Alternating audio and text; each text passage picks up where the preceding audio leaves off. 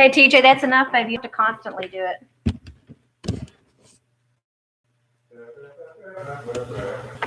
Okay, I'm here. Is anybody with me?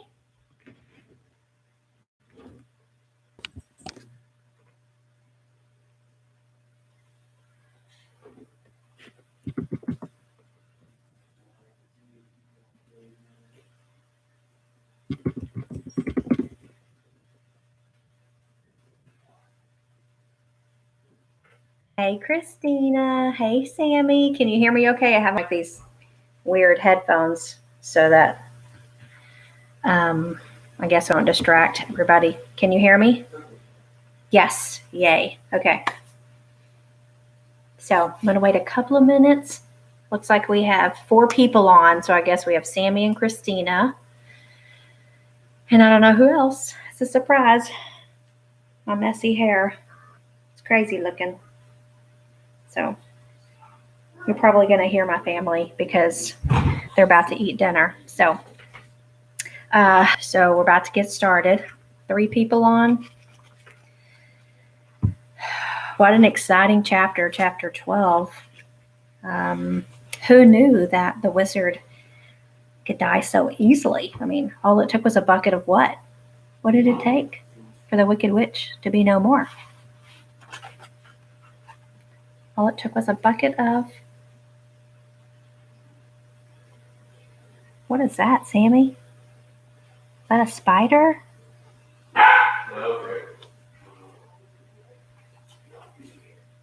It took a bucket of water. You're exactly right. A bucket of water. Okay.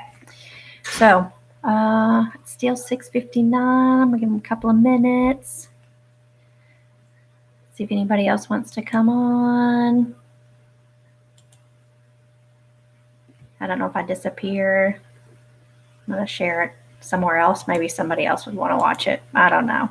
It's my first time to do this. So, here we go. I'll give this a try.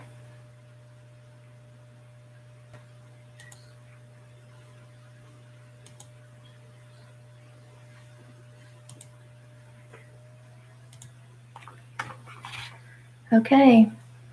Chapter 13. Let's see how many pages it is.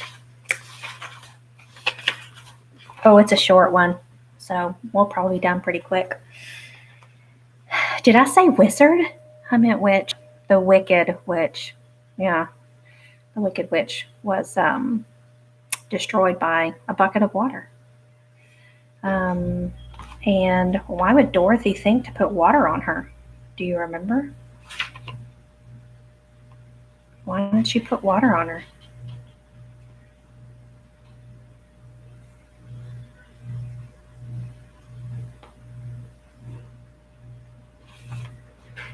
I think it was because the witch was trying to get Dorothy's last shoe. So I'm reading to my class, people. Hi, second grade. So Mr. Baker and Sarah are back. Man, my hair's looking crazy. I'm sorry. Okay. She was mad. Leave this going? It's almost done. It's ready whenever you are, I think. Just make sure you turn it off. You already turned it off? I don't know what you're talking about. The chicken, do you just leave? Are you just going to leave it going? Just turn the burner off. You may turn it off? Yeah, I'm reading right now. She wants you to turn the burner off. She wants me to turn it off. I can't hear it.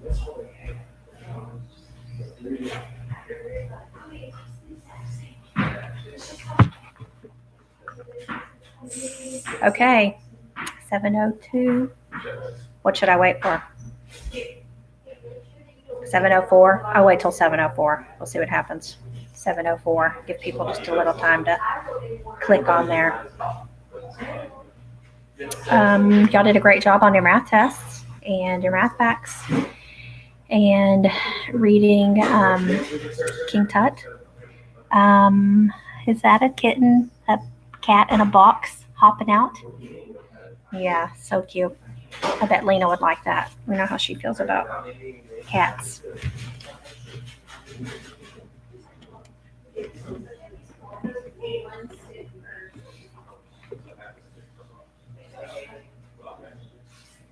Did y'all have a good afternoon?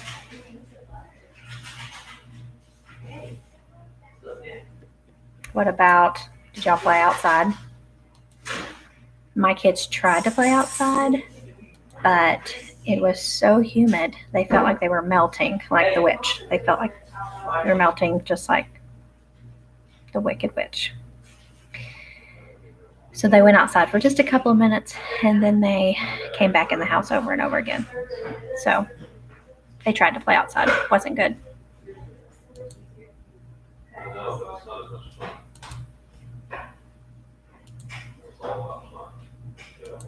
$7:03. Y'all have nothing outside? We have a trampoline and a pretty big yard now. We used to have a swing set, but it broke. I think we're going to get another swing set. That's what we want to do. And we have a front porch and a front porch swing and a picnic table and just plants. We have some plants too. So I forget to water my plants, but it rains so much I don't have to water them anymore. Oh, y'all have a garden. What's in your garden? What do you have planted in your garden? Told Mr. Baker we need to plant a garden, plant some stuff like ant piles. Plants and ant piles. Okay. So 7:04. So we're about to get started. So I'm going to read the last couple of sentences of chapter 12, and then we will start on chapter 13. The last sentence says, "Then being at last free to do as she chose, she ran out of the courtyard to tell the lion that the Wicked Witch of the West had come to an end and that they were no longer prisoners in a strange land." Chapter 13. How the four were reunited. The Cowardly Lion was much pleased to hear that the Wicked Witch had been melted by a bucket of water, and Dorothy at once unlocked the gate of his prison and set him free. They went in together to the castle, where Dorothy's first act was to call all the Winkies together and tell them that they were no longer slaves. There was great rejoicing among the yellow Winkies, for they had been made to work hard during many years for the Wicked Witch, who had always treated them with great cruelty. They kept this day as a holiday and then ever after, and spent the time in feasting and dancing. "If our friends, the Scarecrow and the Tin Woodman, were only with us," said the Lion, "I should be quite happy. But the Scarecrow is like strewn to pieces, and the Tin Man's not anywhere close. So let's see what happens." "Don't you suppose we could rescue them?" asked the girl anxiously. "We can try," answered the Lion. So they called the yellow Winkies and asked them if they would help to rescue their friends. And the Winkies said they would be delighted to do all in their power for Dorothy, who had set them free from bondage. Can y'all hear my family talking in the background? It was an accident. Hey, Sarah, I'm trying to read in here. Okay, sorry about that. So they called the yellow Winkies and asked them if they would help to rescue their friends, and the Winkies said that they would be delighted to do all in their power for Dorothy, who had set them free from bondage. So she chose a number of the Winkies who looked as if they knew the most, and they all started away. They traveled that day and part of the next until they came to the rocky plain where the Tin Woodman lay, all battered and bent. His axe was near him, but the blade was rusted and the handle broken off short. The Winkies lifted him tenderly in their arms and carried him back to the Yellow Castle again, Dorothy shedding a few tears by the way at the sad plight of her old friend, and the Lion looking sober and sorry. When they reached the castle, Dorothy said to the Winkies, "Are any of your people tinsmiths?" "Oh, yes. Some of us are very good tinsmiths," they told her. "Then bring them to me," she said. And when the tinsmiths came, bringing with them all their tools and baskets, she inquired, "Can you straighten out those dents in the Tin Woodman and bend him back into shape again and solder him together where he is broken?" The tinsmiths looked the Woodman over carefully and then answered that they thought he would be as good as ever. So they set to work in one of the big yellow rooms of the castle and worked for 3 days and 4 nights, hammering and twisting and bending and soldering and polishing and pounding at the legs and body and head of the Tin Woodman, until at last he was straightened out into his old form, and his joints worked as well as ever. To be sure, there were several patches on him, but the tinsmith did a good job, and as the woodman was not a vain man, he did not mind the patches at all. So now we have Dorothy and the lion and the woodman. Tin Woodman. So who's left?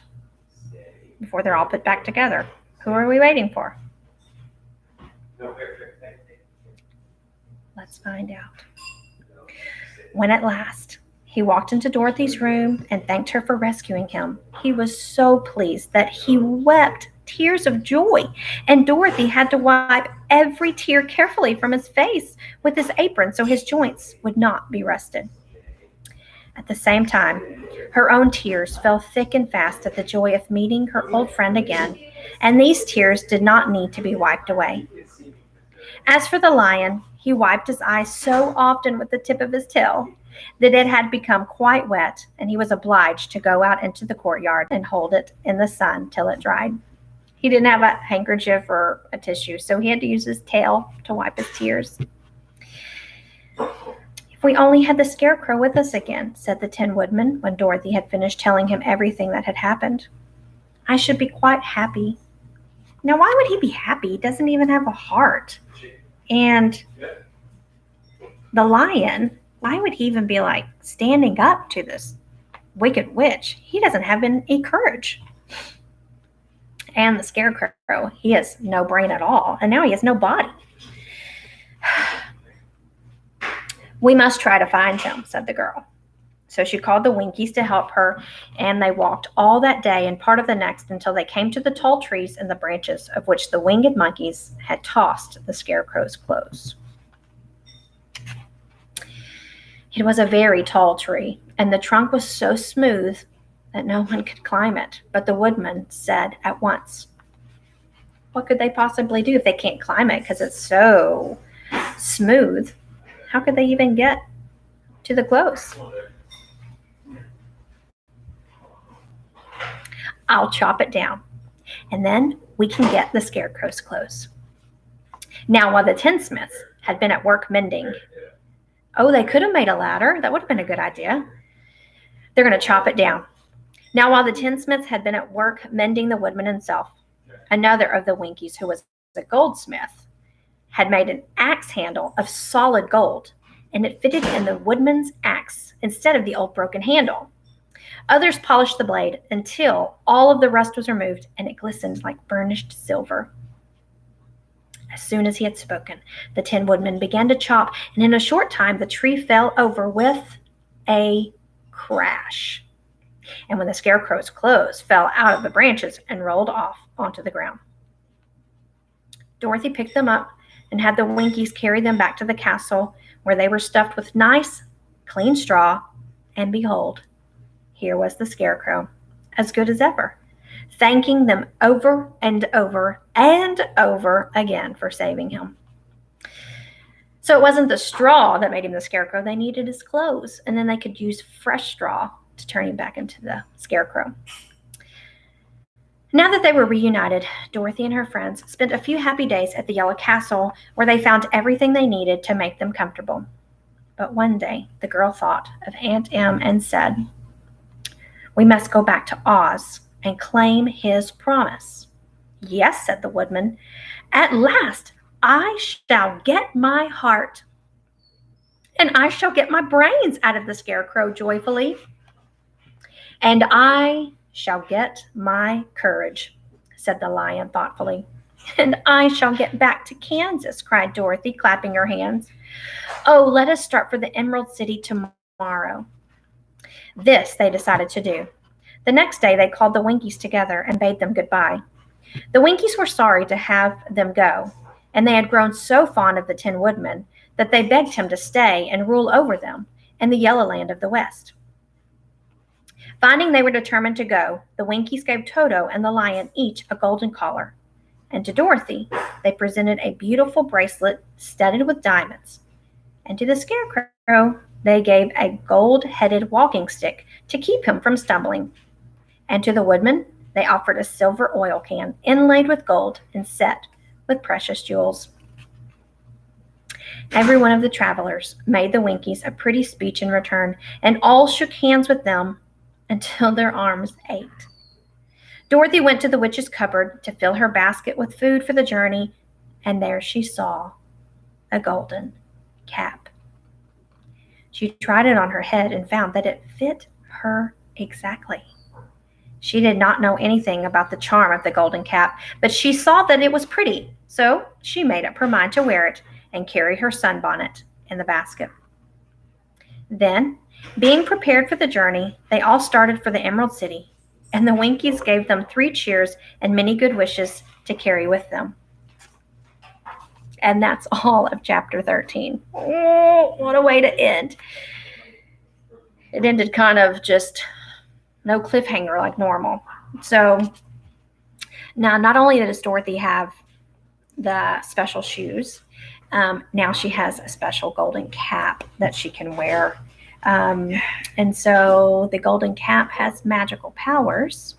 So we'll see exactly what happens tomorrow.